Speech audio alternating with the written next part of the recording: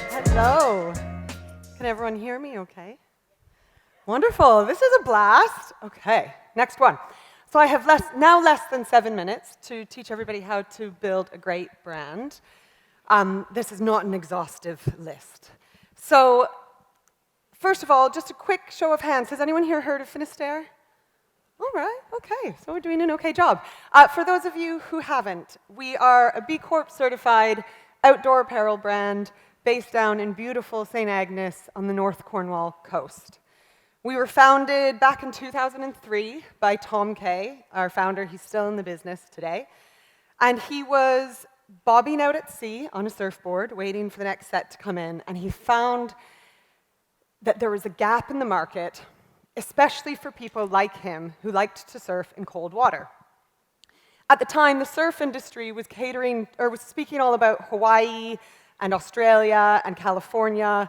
It was boobs and board shorts and bikinis. It was not, in case any of you have ever surfed in Cornwall, that is not Cornish surfing. Cornish surfing is cold even in July. It is gritty. There's a romance to it. There's a hardiness to it, and there's a resilience that's required to do it. At the same time, the outdoor industry was all about mountains, and it was also mostly about man conquering mountain.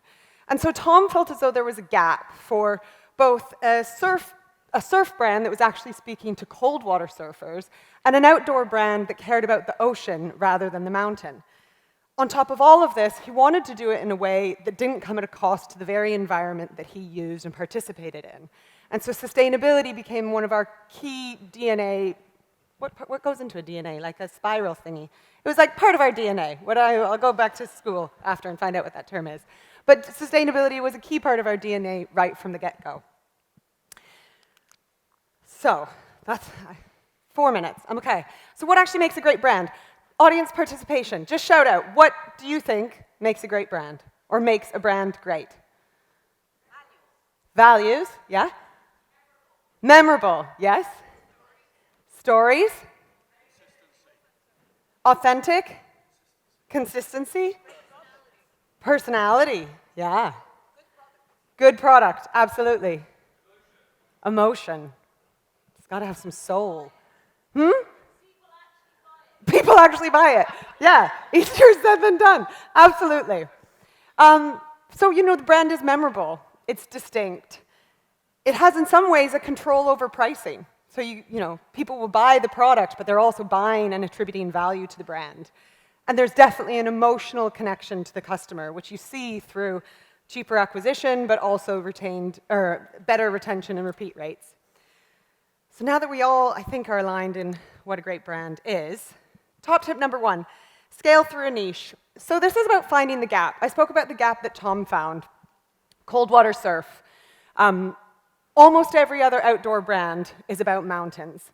And he could have built an outdoor brand that had sustainability at its heart, and it would be based in the mountains, but that is Patagonia. And so there wasn't space for another brand doing that. And so this connection to the coast was really a distinctive part of who Finisterre was and is. And incidentally, a few years ago, we actually lost our way. We had a leadership change, and someone came in from a very big high street brand, and she said, I can scale you to 100 million, but we have to become broader. We have to start speaking to wider audiences. So the team at the time were instructed to become about accessible adventure and bottom of the mountain, and we probably shouldn't talk about this cold water surf thing because nobody's actually doing it. And to be honest, the business became boring, and we started. It wasn't a cliff. There was no sort of immediate fall off, but acquisition slowed and then started to decline. And retention rates just ever so slowly, every year the leaky bucket got worse and worse. And so 3 years ago, we had a reset, and we came in and we were like, no, we can scale through this niche. We can scale through our heartland. And actually, now today, we are 11 stores across the UK with 3 more to open in the next 3 months, a 4th at the back of the year. We're expanding in Europe and in the US. We've got a shop-in-shop in Portland, Maine. We're about to open in one of the biggest outdoor retailers in North America, all through being a cold water surf brand. Now, in order to know what your niche is, you have to know who the right customer is that you're going after. And for me, this is all about figuring out who your muse is. Who is that one customer or small community of customers that you exist for? What are their desires? What do they want from you? How do they interact with the world? What are their values? Brand is all about your muse. So everything you're doing around brand has to have this muse in mind. Marketing is about segments. So you can reach a ton of different people. Only 5% of our customers surf. They're the closest customers to our muse. The other 95%, I have no idea what they're doing, but that's okay because they're buying into our brand and we're reaching them through different channels and with different messaging. But it's so, what I see happen a lot is people confuse brand and marketing and they actually don't realize that they're distinct jobs. This is probably the one I see goes wrong the most. Your culture is your brand. Your people are your brand. And if your culture is not a reflection of what your brand is, your brand will never be authentic. It will never ring true. People will be able to smell it. Now, at Finisterre, this doesn't mean we only hire surfers. I'm not a surfer. I'm not Cornish, you may be able to tell.